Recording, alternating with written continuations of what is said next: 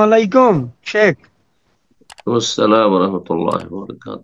জি। জি শেখ, আমার প্রশ্ন জাকাতের সম্বন্ধে না, অন্য প্রসঙ্গে কি করতে। আমি নিউ ইয়র্ক থেকে।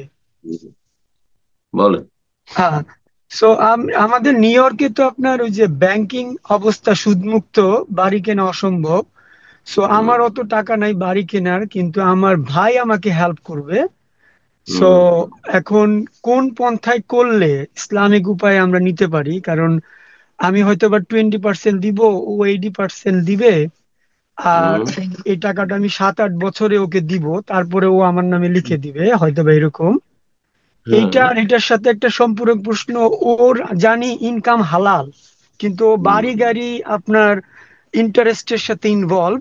সো ও যদি আমাকে টাকাটা দেয়, তো সেটা কি ও ইন্টারেস্ট দিল না ওর ওর নিজের থেকে দিল, এটা কি আমার ফাইন্ড আউট করা দরকার?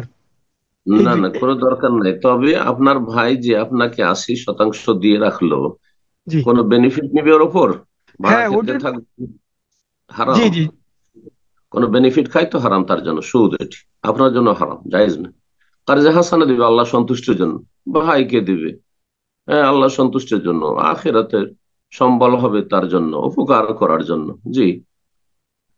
বারাকাল্লাহ ফিক। কারজে হাসানার রাস্তা খোলা আছে, আল্লাহ সন্তুষ্টের জন্য ধার দেবে, কিন্তু 1 পয়সা সেখান থেকে লাভবান হবে না।